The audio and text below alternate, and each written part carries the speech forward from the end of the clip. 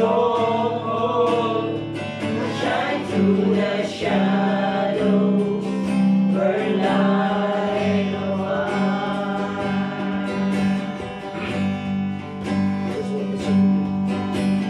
I just want to speak the name of Jesus.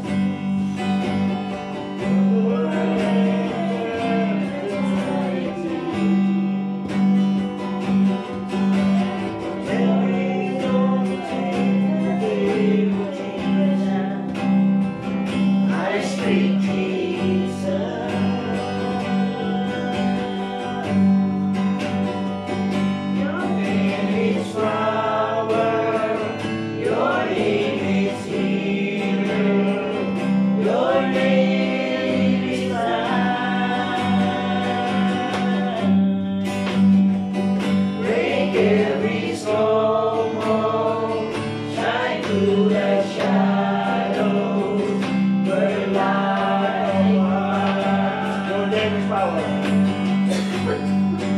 Your name is power. Your name is healing. Your name is life. Break every stronghold, shine through the shadows, burn like a fire. Let us shout the name of Jesus to the mountain.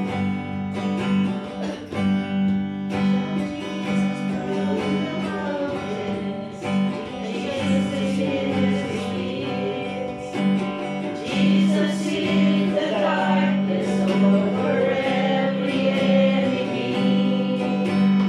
Jesus for my family, I speak the holy name. Jesus. Jump in the mountain. Jesus from the mountain. Jesus in the street. Jesus in the darkness over every enemy. Jesus for my family, I speak the holy name. Jesus. Shout Jesus from the mountain. Shout Jesus from the mountain.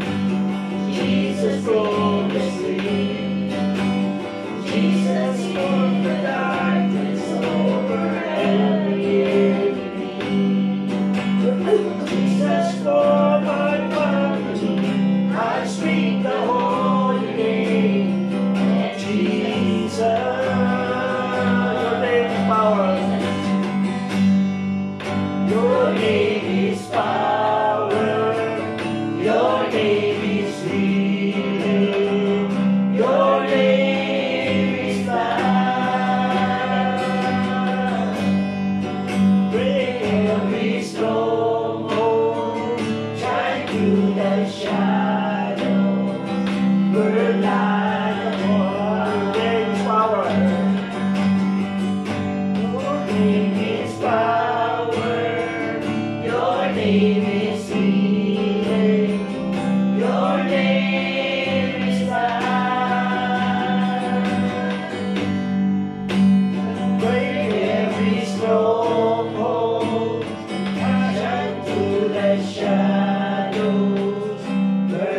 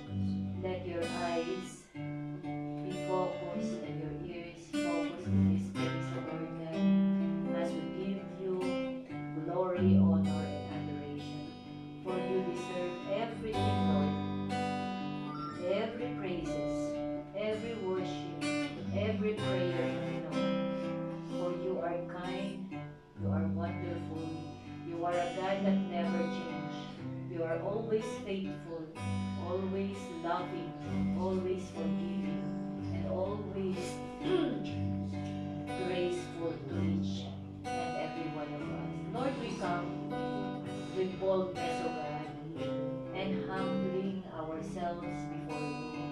Forgive us, Lord, sa lahat ng mga nagawa namin, mga kasalanan. Forgive us, Lord, kung kami mga naging mataas, kung kami naging mayabang.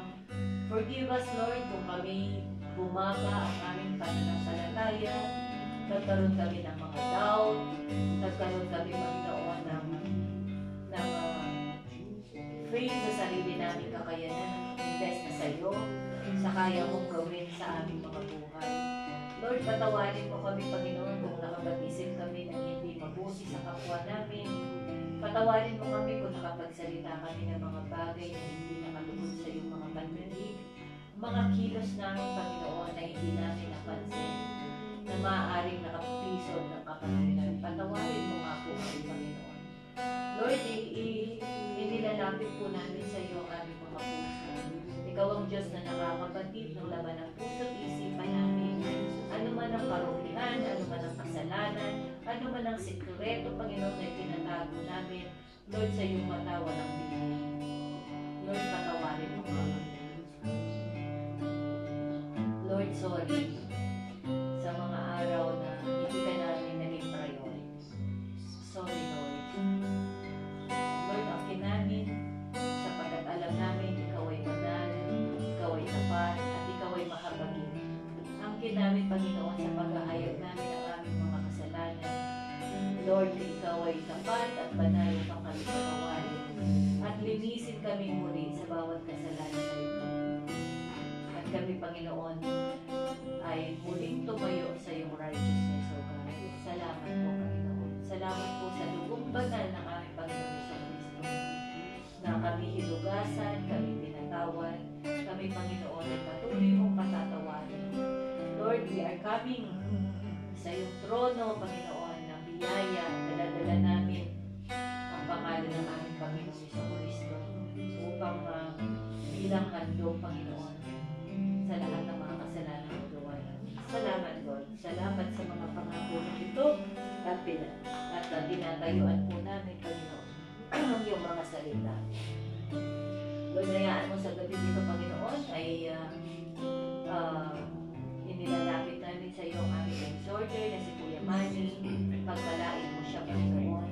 Bigyan mo siya ng matalinuhan, ng fresh revelation, ng boldness, ng courage, Panginoon, at ng joy sa pagbabahagi ng iyong mga salita.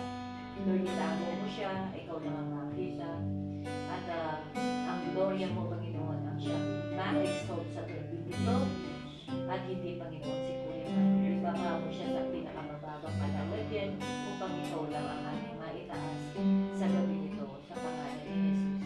Lord, buksan mo ang aming mga puso, ang mata ng aming mga puso, Panginoon. The spiritual faith, O Lord, yung spiritual eyes, spiritual ears, O Lord God, na makita namin ang mga mensahe mo sa gabi nito, Lord God. Tumimo nawa ito, Panginoon, sa kaliputunan ng aming mga puso bilang matabang lupa, Panginoon, at yung binhi ng iyong mga salita ay tumubo nawa sa bawat buhay namin at makita sa bawat isa sa amin. Maraming salamat, Lord, at habang kami nakikinig, buksan mo yung aming spiritual understanding upang higit namin, Panginoon, maunawaan ang iyong mga salita at magrema nga ito sa buhay namin. Salamat, O Lord God, pagpalain mo ang bawat isa hanggang sa pagpapatuloy ng aming panalangin mamaya. Lord, akin namin na ikaw ay nakikinig at ikaw ay nasa kalagitnaan namin, O Lord, upang samahan kami. Let the Holy Spirit, O God, at siya magbigay sa amin ng utterance, ng lakas, ng loob, ng courage, ng tapat, to declare sa pangalan mo, God. Salamat po, itong aming panalangin. In Jesus' name, Amen.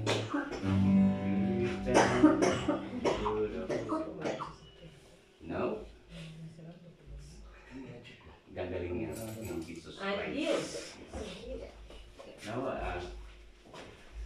salamat kay God at binigyan tayo ng knowledge and wisdom. Binigay sa atin ni God na okay, maghanda ka ng mga i-exhort mo. Kapag handa na ako mga exhorter ko po, exhort ko, kaya kahit anong oras. Okay, sir. So, mamimili na lang po ako. So, salamat sa knowledge and wisdom binigay ito Kung sa saan atin. lagi. Huwag naman. Nandaya. Ayun na, buti nabasa ko yung mensahe ni hindi siya makapag-attend, makapag-exhort. So, ayun, naisip ko, ako na lang mag-exhort kasi may binigay naman sa atin ng mensahe. Ang binigay ni God sa atin ng mensahe ay mga awit, chapter 128, and then verse 1 to 6. So, mahaba to. So, pagbubulay-bulayin lang po natin. So, naging mensahe niya rito sa 128 at chapter, awits. And then, 128. yes, verse 1. So, basahin lang po natin. Mapalad ang bawat isa na natatakot sa Panginoon na lumalakad na kaniyang mga daan. So, anong ibig sabihin natin ni God dito sa atin? So, gaya natin, halimbawa, kagaya ng ni Abraham, pinanggalingan ng ating kobinan, ay siya ay may pananampalataya na may takot kay God at may pagsasagawa. So, dapat maging ganun din po tayo. Magkaroon tayo ng pananampalataya at may pagsasagawa kay God. Nang sa gayon, ang tatahakin natin mga daan ay yung naaayos sa Kanya. So, hindi tayo nalilis ng daan. At nang sa gayon, kahit naman hindi man ito biglaan na may sagawa natin, unti-unti ika nga nasa proseso tayo ng pagpapasakop natin kay God. So ito rin naging senaryo ng pagbibigay na ng free will sa atin. Unang-una, nung tayo sinilang, tinahon natin yung mga likong landas. So iyon kasi pinangmabilis ang mahirap ang pinasusunod ni God sa atin, yung sundin natin ang mga pinag-uutos niya sa atin. So iyon ang pinakamahirap. So pero kung maging makatotohanan tayo at hanapin natin si God at magkaroon tayo ng pananampalataya na may takot sa Kanya. Kasi doon sa parang, simple lang, sa pamilya, kung yung strict yung tatay pag nagkaroon ng pagkakamali yung mga anak, sigaw na ng tatay, matatakot na, ayaw na mapalo. So ganun din po tayo. Ayaw natin mapalo sa God. So mas matindi ang parusa ni God kaysa doon sa mga tatay. Kasi si God ay talagang kung ano yung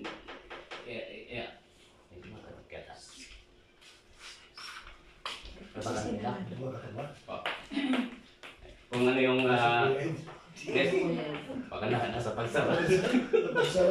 Gumana na yung password. Ayun, kaya dapat kung tayo nakapagpasakop na, nakilala kaysa pinapasok dito ni God, huwag tayo maging stagnant. Huwag tayo maging sala sa init, sala sa lamig. Kasi may mensahe nga tayo, ulit-ulitin natin lagi yung kung sino nakakilala niya at patuloy na malayo sa kanya, may mamagitan, mabigat na kaparusahan. So, mapaparusahan tayo. So, kung totohanan tayo pasakot o kung nasimulan natin, nahanapin natin siya, dapat magpatuloy tayo.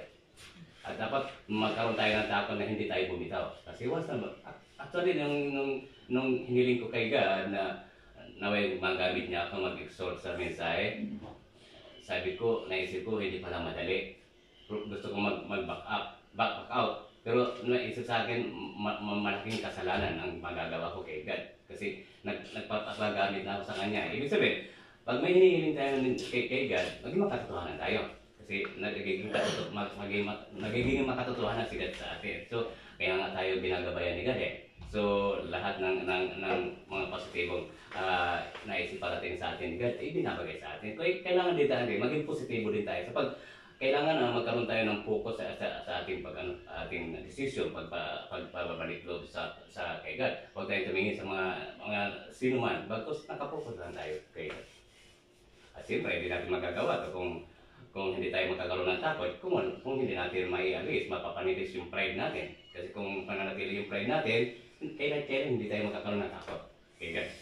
So, mag-rebuild lang tayo kay God. So, ayun ang ibig sabihin nito. Now, pangalawa, verse chapter 2, sapagkat iyong kakanin ang gawa ng iyong mga kamay, magiging maginhawa ka at ikabubuti mo. ayun na sa ano, patuloy tayo na humingi ng mga blessing sa Kanya. Ganito rin yun. Useless po ang ating prayer kung walang pagsasagawa. Useless din ang pagsasagawa natin kung walang prayer. Kaya dapat magkasama yun na prayer and pagsasagawa. So, pag tayo nakapasakot na kay God, nasunod na natin ang dapat niyang susunod sa atin, ay magiging madali na lang sa atin yung mga blessing na hiningi natin kay God. So, at tayo ay makakatiyak ng yung magkakaroon ka na ng katiwasan ay isang pinakamahalagang blessing sa iyo dahil naging matiwasay ng puso at isipan mo yung kung malayo tayo noon kay God ay naging vulnerable yung kaisipan natin. So, nung nagpapasakot na tayo ngayon, papatuloy tayo kay God, ay unti-unting pinupuyos tayo ng pag-ibig ni God. So, ibig sabihin, namumuli pa yung puso at kaisipan natin, nagiging positibo. So, now, kaya naman, dyan ay kahit anong piligin natin kay God, hindi naman on the spot na binibigay sa atin. But because may pinipilter ni God to, kung yung may kahilingan tayo, mas pinagaganda pa ni God, pinabubuti pa ni God yung kahilingan natin sa Kanya. So, kung tayo magiging makatutuhan sa Kanya, so kung hindi tayo magiging katutuhan na, useless ang lahat.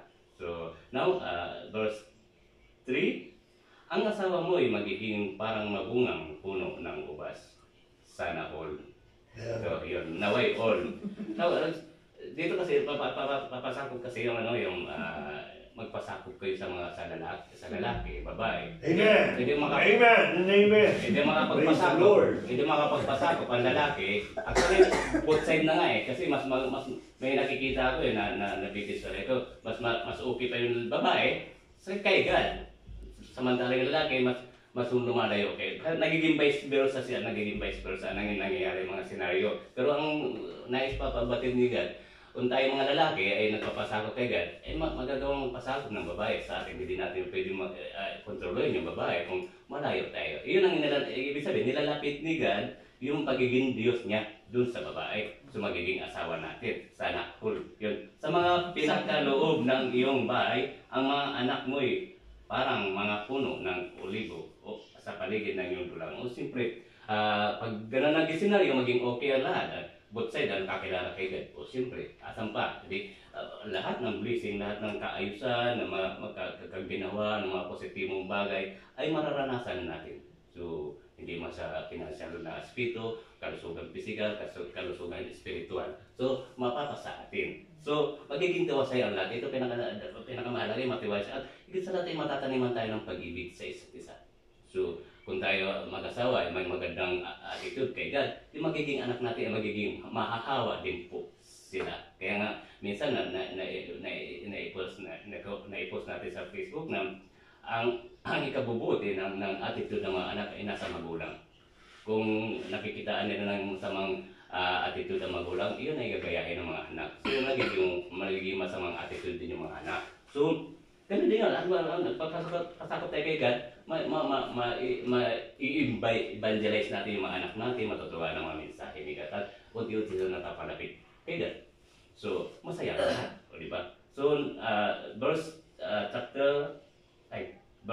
4. Narito na ganito nawa pagpalain ang tao na natatakot. O, diba?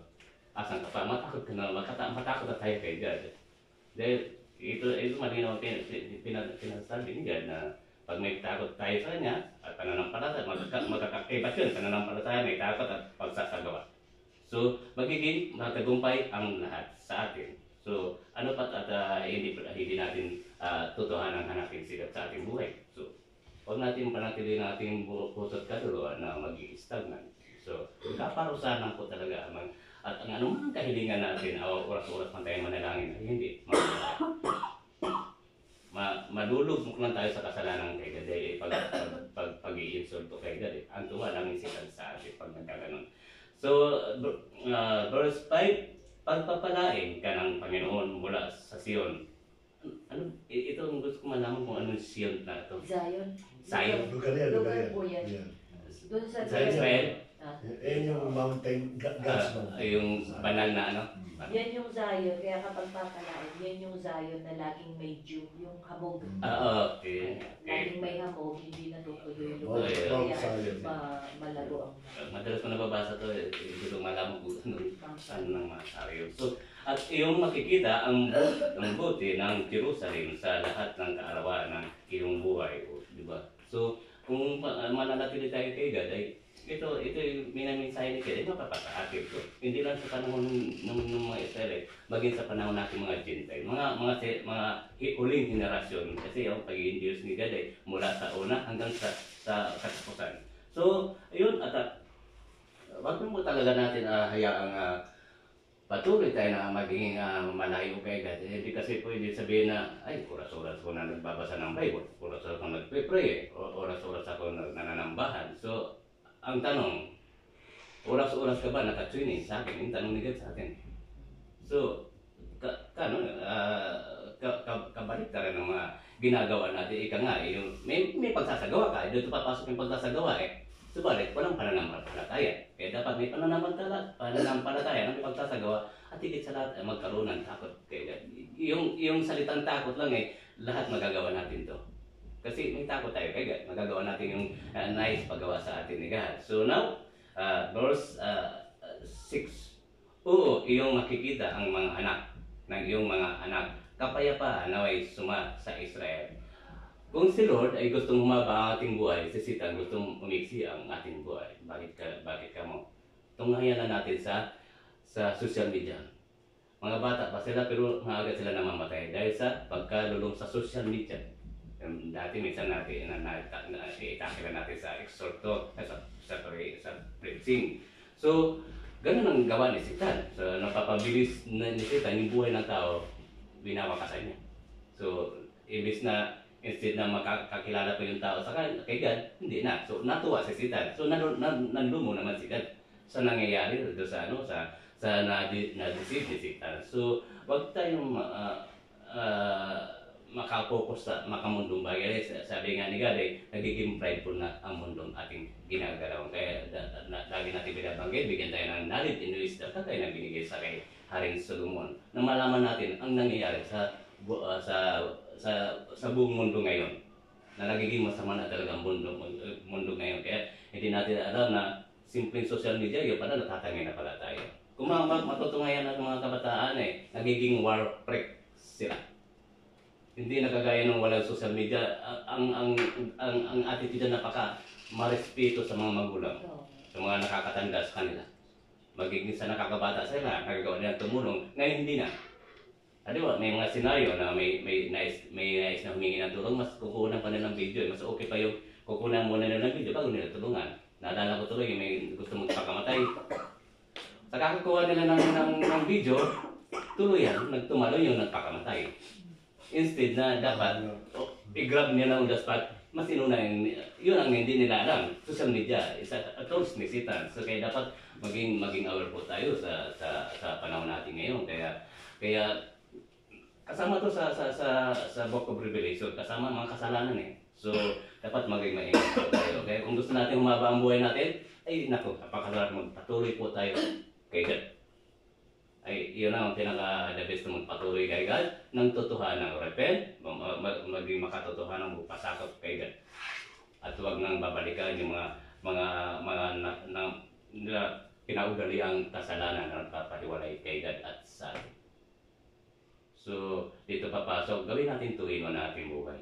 Nabuhay ka sa mundong ibabaw, magpatuloy ang buhay natin sa pangalawang buhay kay Lord Jesus, sa kanyang kaharian. So, di ba, minsan nga, nananalangin tayo, nakikita ko maagat ako sa Esther. Nakikita mo yung mga, pag nananalangin pa tayo, mas maganda hanapin natin si God. Nakikita natin yung kaharian niya. Pati yung New Jerusalem na binivisualize mo sa isip mo na ganito pala kaganda yung lugar ni God kaysa lugar ni Satan. So kaya naging makatotohanan po tayo. Gaya nga ng pinababanggit ni God ay tayo lang, ako at si God ang nakakaalam at hindi ang sino man. Hindi natin masasabi, ay naniniwala, no. Si God lang at ikaw, ako ang makakaalam. One-on-one lang po. So dapat maging makatotohanan po talaga tayo kay God. Kasi useless ang punta natin dito. So ganun lang yan, kasimple. Ibig sabihin, useless pagiging tao mo. Sabihin ni God, useless ang naginawa kitang tao. Alam niyo ba na kaya isinid ng Diyos amang hari si Lord Jesus Christ dahil sa kasamaan ng tao? Dahil sa pagmamahal ng Diyos amang hari ay isinid niya si Jesus Christ para hindi matangay na hindi maubos yung tao sa pagkalulong ng kasalanan. May maliligtas sa magitan ng Lord Jesus Christ. So ganun tayo kamahal ni God. Kahit gaano pa tayo nakalibing nakabaon sa lupa ng kasalanan, ay pagtatawarin na. Sabi nga ni God kinalimutan ko na yung mga kasalanan nyo. Kaya nga yung krus may nisay doon huwag na natin baklasin yung mga nakasalanan na ipinako ni Lord Jesus Christ doon. Huwag na natin balikan. So ibig sabihin, mag-repent tayo, magpatuloy tayo sa inyo, tanggapin natin yung kaligtasan na ibinigay sa atin ni God. Kaligtasan pinaka-the best rito yung binigay sa atin ni God. Yung mga blessing, ay pangalawa na lamang yan pero ang pinaka-the best na sinususog natin sa pagiging, hindi kasi tayo pwedeng tawag na, mananampalataya. Kung malayo tayo sa Panginoon, hindi tayo matatawag na born again. Na nasa Holy Bible, maging born again ka, through Holy Spirit. Pero kung walang Holy Spirit sa iyo, hindi nag-work ang Holy Spirit, paano ka magiging born again? So dapat maging makatotohanan po talaga tayo. So wag natin sayangin ang mga panahon na may hininga pa tayo. So kaya nga sabi, pinaunawa ni God, mas parurusahan niya, yung mga nakakilala sa Kanya, kaysa doon sa hindi kumikilala sa Kanya. Mabigat ang kaparusahan sa atin. Kasi patuloy natin minamak si God So antuwa lang talaga ni Sita sa atin pag nagkaganon. So yun na hindi lang sa pananambahan natin na makapagpatuloy tayo. Papasok dito personal relationship sa natin kay God one-on-one relationship to So hindi makapag yung anong panambahan, anong masama panambahan o organisasyon ng panambahan. Of course, personal relationship natin kay God, yung makakapagligtas sa atin o saan pa tayo. Kay God na tayo, kay God tayo magpasakop. So maging makatotohanan po talaga tayo. Ito yung pinakatanong talaga Totoo ba tayo talaga nagpapasakop kay God? Yan ang pinaka-the best na tanong Kaya dapat bigyan natin ng the best na kasagutan. Maging makatotohanan po tayo kay God. So yun lang po. Maraming salamat sa mensahe pinarinig sa atin ni God sa awit. 128 verses 1 to 6 yun. Salamat kay God sa mensahe pinarating po na niya sa atin. Glory to God. Okay. Pero kung gusto mong nawala ito sa niyo yan. Sige, gusto mo yan. Gusto mo Ang sabi niya rito, ulitin ko lang, maganda itong binanggit na ito. Sabi niya, your wife shall be like a fruitful vine within your house. Your children like olive plants around your table. So, ibig sabihin pala, yung palang pagsasama ng isang magandang pamilya, ay kung ang tatay pala ay sumusunod sa Panginoon, meron siyang takot, binanggit sa ano. Kasi kala ko, pagkabubuo ka ng pamilya para maayos yung pamilya mo, ay kinakalangan ay nagtutulong kayo dalawa, ay sabihin nagulawang kayo, nag-share kayo ng magawa. In reality, pwede yun. Pero ang una kasi dito, sabi niya, how blessed is everyone who fears the Lord, who walk in His ways. Yung palang pinakasusi, na upang sa ganon, yung pamilya natin ay magkaroon ng matibay na foundation, kung meron palang takot sa ating Panginoon. No? At ang maganda rito, yung tama sinabi ni Kuya Mami, yung reflection nito sa mga bata, matatangay talaga yan. No? Kaya napakaganda na suwayin natin na sa mundong ito, maraming bansa ang gustong gumawa ng formula para mga kabataan ngayon magkaroon talaga ng magandang breeding, magandang ugali. Kasi alam nila na kabataan ngayon especially sa mga European, sa American, talaga namang napastangan talaga. So ang ginagawa nila is nagkukondak sila ng mga yung mga pre na mga session, gumagawa sila ng mga klase ng mga seminars. Ang susi pala is the fear of the Lord. Amen. Upang yung mga darating na henerasyon ay magkaroon talaga ng magandang kinabukasan. Kaya tingnan po natin ngayon, sa panahon natin ito, yung tinatawag nilang generation, no, talagang hindi mo natin maintindihan na. Why? Kasi yung mga magulang kasi talaga naman hindi maintindihan talaga. Kaliwat kalong talaga, yung kumbaga nag-iinuman, nagwawala, naglalasing, nagmumura. Kumbaga wala silang pakialam yung sa Sa nakikita ng mga bata, nakala nila normal na lang yung mga ganung bagay. Dapat pala maingat tayo, lagi tayo bitakot sa Diyos. Kasi pag meron kang fear of the Lord, which ang sabi ng tayo ng Panginoon, the fear of the Lord is the beginning of all of wisdom. Ang hulugan, matututo tayo mamuhay ng naayon sa ating pong Panginoon. At ang sabi po ng Biblia, yun daw pong asawa natin ay magiging magandang puno, namumunga. Tapos ang natin daw magiging anak daw po natin ay mga olive. Kasi napakalaga po ng olive ng panahon ng panahon po ng Old Testament. No, talaga maraming purpose po yan, maraming function po yan. Tsaka ang olive po nag-symbolize po talaga ng isang malaking bless sa ating Panginoon. Kaya pa nagtatanim olives kaagad ang inaanap po dyan. Ganun pala yung magiging mga anak po natin. No? Mahahawa po na sa atin, may transfer natin, o magkakaroon sila ng malaking influensya tayo mga magulang sa ating pong mga anak. So salamat po sa exhortation kay Mami. At simula ngayon ay talagang magiging sobrang takot lang sa Lord para talagang maging mabulaklak yung aking asawa sa bahay. Kasi sabi fruitful. Sabi ba fruitful? Amen. Hindi pa ba? Ayun. Naalala ko na excerpt na natin ito sa vlog natin. Yung ang topic natin is isang buong linggo is fear of the Lord. So nakaka-bless po na naulit natin ngayong gabi. Walang ibang talagang paraan para maranasan natin yung pagpapala. Name it, anong klaseng pagpapala? It's only the fear of the Lord. Maraming mga verses sa Bible na nagpapakita kapag yung mga Israel ay natatalo, no, sa gera at talagang wala na silang pag-asa. Anong sabi lang? Fear of the Lord. Takutan nyo lang ang Panginoon. Yun lang ang hindi sila makikipaglaban. Only fear the Lord.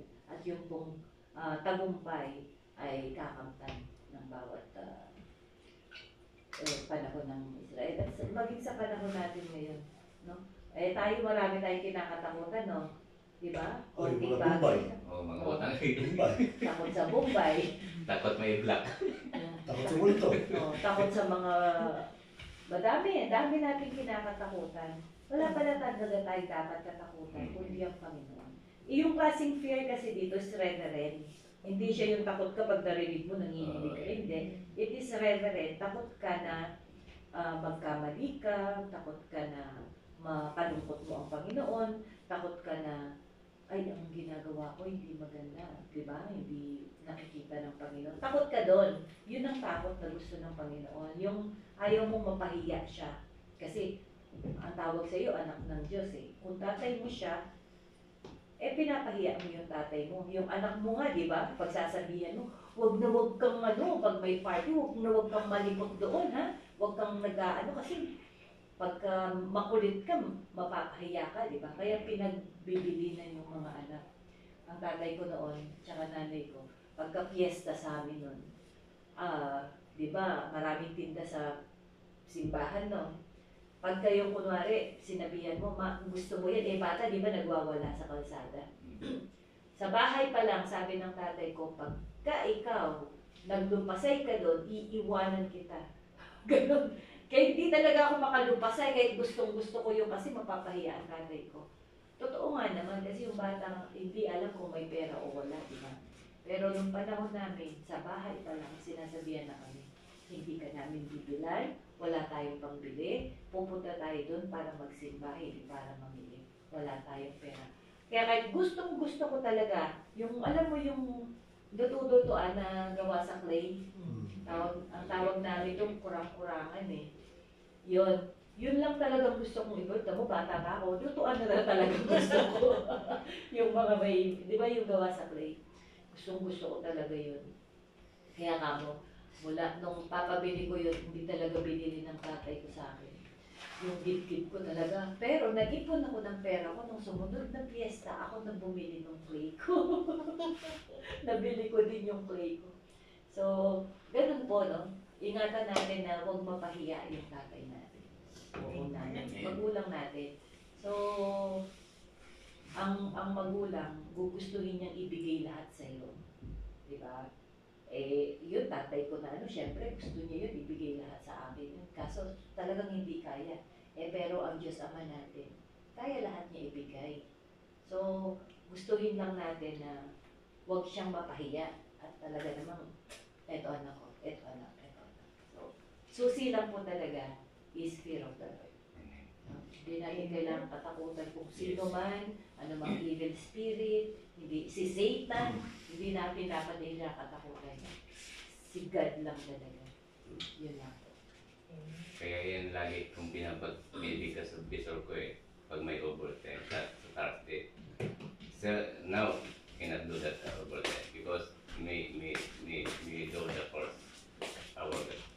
Okay po eh. Ibinibida ko sa kaya ganun. Pag alam niya sa atin na okay. No turning into compromise. Yun nga. Yun. Isa din. Tsaka yung gusto ko lang din dagdagan yung ni Pastor Bernard, yung about sa foundation of the family.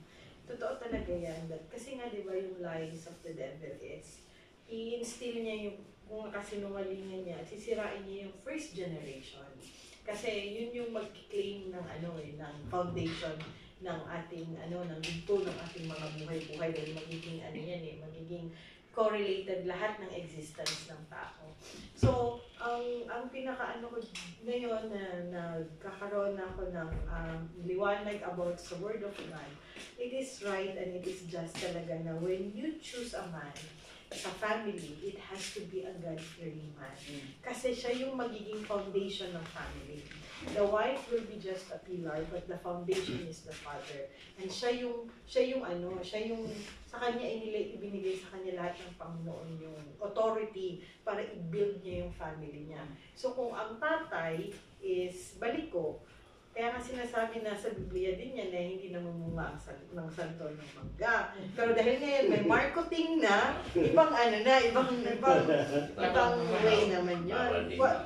Pero meron namang way na, but ang pinaka talaga is, yung lineage kasi natin, it's dalawang ways eh. Merong cultural, merong yung society, at meron ding sa bahay at genetics. Yung genetics, given na yan. Hindi, meron ka na talaga niyan dahil nananalaytay na yan sa dugo mo. However, pwedeng mo yan siyang pwedeng kung yung generation mo is criminal, nananalaytay sa dugo mo, pwede yan siyang mabago if you have the willingness to change from yourself and within your generation.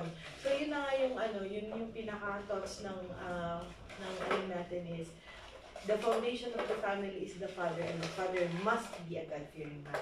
Kasi everything will follow. Kasi sa kanya, ibinigay talaga ni Lord ang authority. So, yun lang po yun.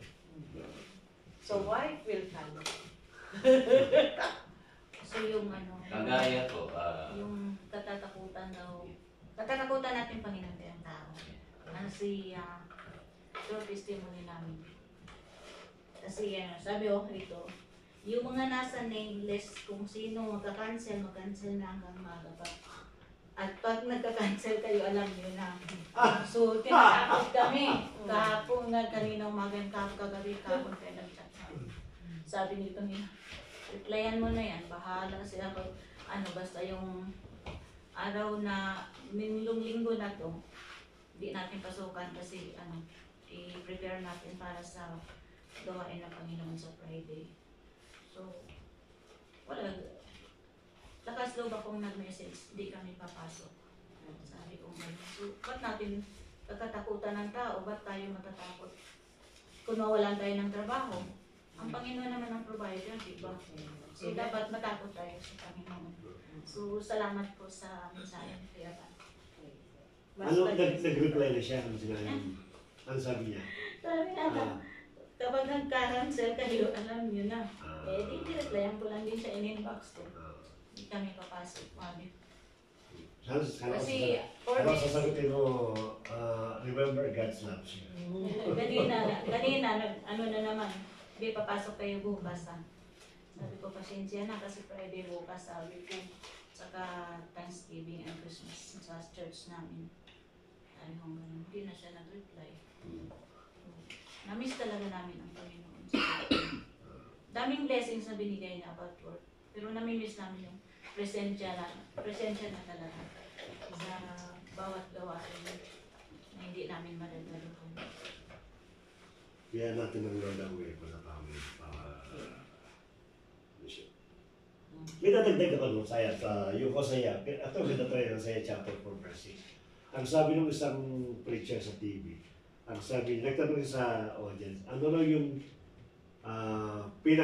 sabihin yung single na kasalanan ng Israel, why they are suffering.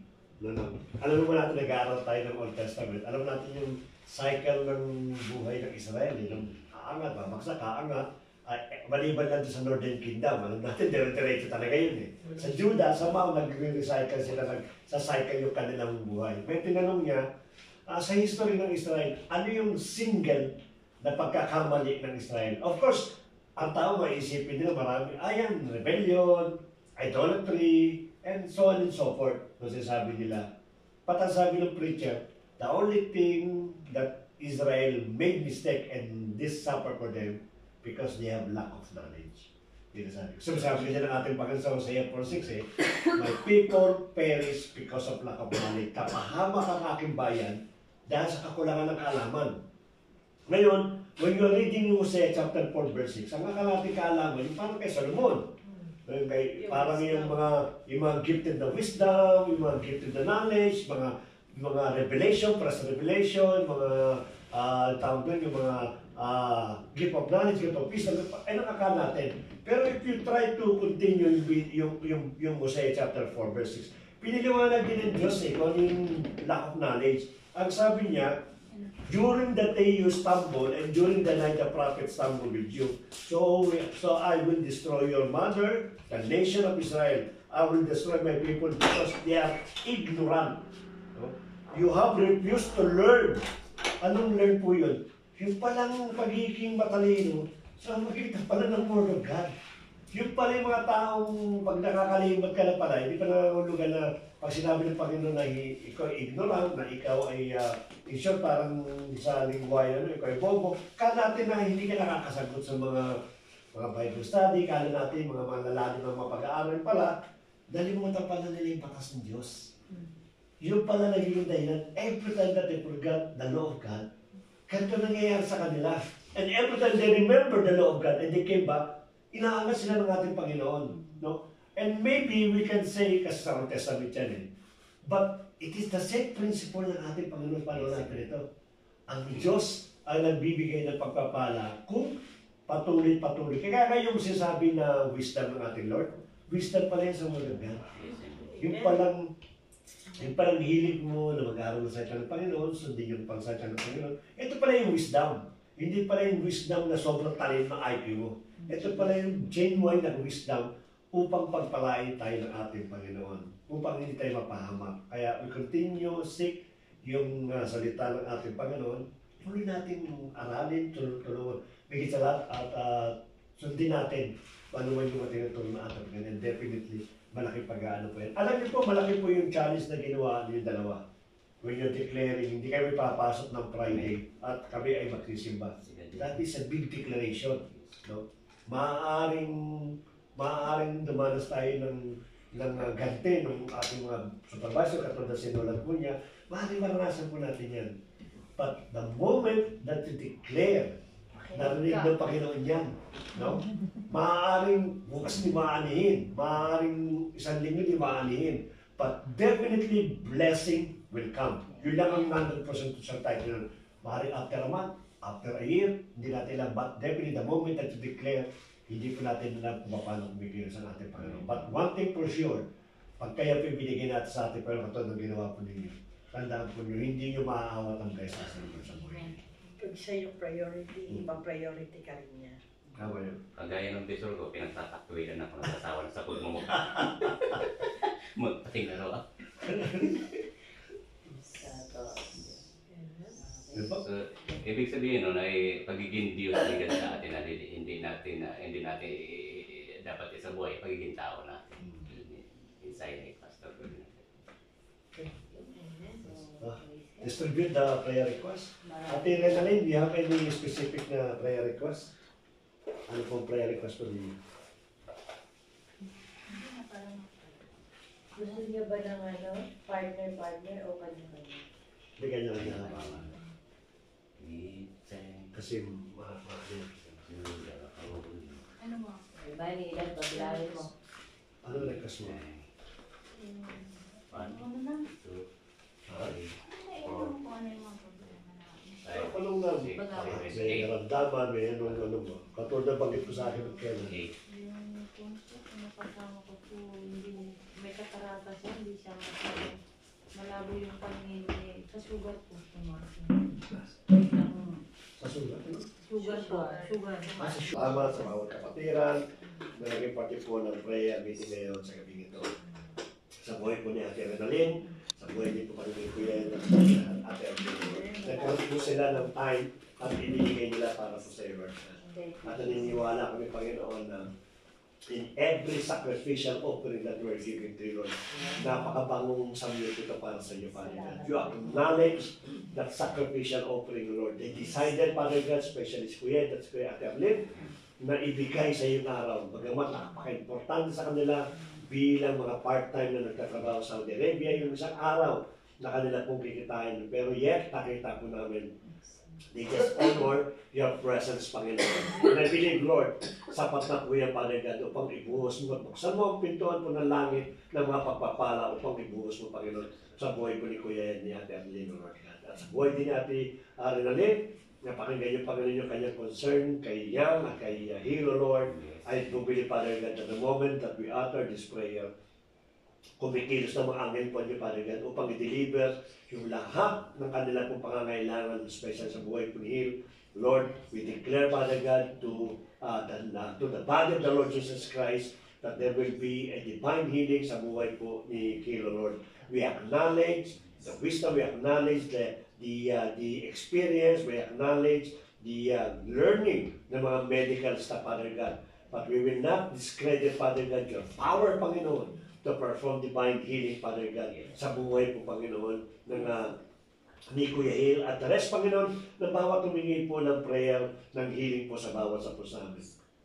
Tuloy kami nagpupuri at sinasamba ka namin sapagkat alam namin yung bawat prayer petitions na inilapit po namin sa gabi nito, Lord. At doon, Panginoon, yung pagtugon mo, Lord. At pinapasalamat din po namin na yung pong pandinig mo, Father God, na sa bahay po nito, Lord. Hinihintay mong ibukas namin yung bawat bibig po namin at ilapit sa iyo yung mga prayer request na meron pong pananampalataya. Sapat na po yan, Father God, to charge your angels, Panginoon, at ibigay yung mga pangangailangan po namin na Lord God. We will continually trust to you, Lord. Hindi kami, Panginoon, mananawa, bumilang man ng araw, ng linggo, ng buwan. And yet, Panginoon, we will establish our faith sapagkat your word will come to pass, Father God. Yun ang pangako mo sa bawat sa pusa namin. Kaya nga pinagpapasalamat po namin at even yung mga unspoken prayer po, nalimutan po na bawat sa amin, mga request, hindi po namin nabanggit, Lord. We declare that you are God all-knowing. Alam mo yung pangangailangan po ng bawat kapatiran, Lord. Mapatrabaho man, mapapamilya, financial breakthrough sa kanila po, Panginoon, sa mga trabaho po namin, Lord. Kung may mga problema kami, kung may mga injustices na nagagawa bawat company po namin, kung may mga delayed salaries, Lord God, tinideclare po namin in mighty name of the Lord Jesus Christ, kayo po mag-aayos po ng lahat ng bagay nito. Sapagkat we believe that you call us not only, Panginoon, to share your gospel, but also to experience a good life, Panginoon, dito po sa lupa, Panginoon, while waiting sa inyo pong pagdating, O Lord God. Kaya pinagpapasalamat po namin, nakatugunan na yan, magkakaroon po, Panginoon, ng lahat ng pagpapala, bawat kapatiran, as we continually trust to you, yung mga bagay at petition na inilapit po namin sa iyo. Panginoon, for tomorrow po, O Lord, this will be a night of celebration, of worship, Panginoon, na gagawin po namin, Panginoon. Pagamat meron kami mga raffles, meron kami mga games, meron kami kasiyahan, something like a family fellowship, O Lord God. But the center of our celebration, it is only you, Jesus Christ. Because this is your birthday, kaya po, Panginoon, na may bigay po namin, kung ano man the best na may bibigay po namin para sa iyo. Tulungan po kami, Panginoon. Yung lahat ng programa sa magitan po ni Kuya Vera Ronald, Lord, kaya mo na maging ito po yung memorable sa bawat isa. Masayang magkaroon kami ng kasiyahan, magkaroon kami ng magandang fellowship, relationship sa bawat isa, at higit sa lahat, Panginoon, yung aming pong awitan, itinataas po namin sa Panginoon. Kung paano ka pumikilos sa bahay-sambala ito, Panginoon, ganun din, Lord, ang aming dinideclare for tomorrow, Lord God.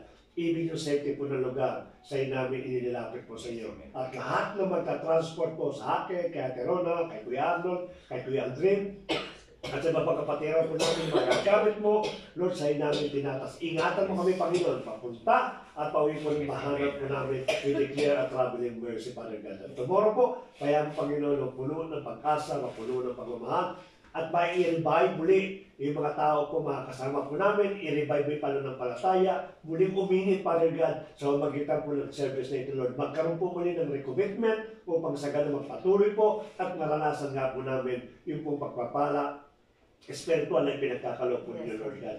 Yung pagkain po ng pagkasaloob po namin, Lord, pagpalain po ninyo, tuloy, Father God, na bigyan niyo, Panginoon, ng nourishment, magamit not only for our strength, but even, Panginoon, sa mga healing, sa aming po mga katawan, Lord God. Salamat po muli, Panginoon. Sa gabi ito, Father God, muli namin binabalik sa iyo ang papuri, pagsambat, pagluwalhati, pagdakila, at pagdalangin namin sa pangalan po ng Panginoon sa Kristo. Amen. Amen. Masarap ang walang natin. Imbutido. Hindi, ang palala. Ba't parang may nakalabas sa imbutido? Bye. Ha? Hindi parang may imbutido eh. Parang special theater wala kaya may imbutido. Meron din namang ano pa. Ano? Ayan o.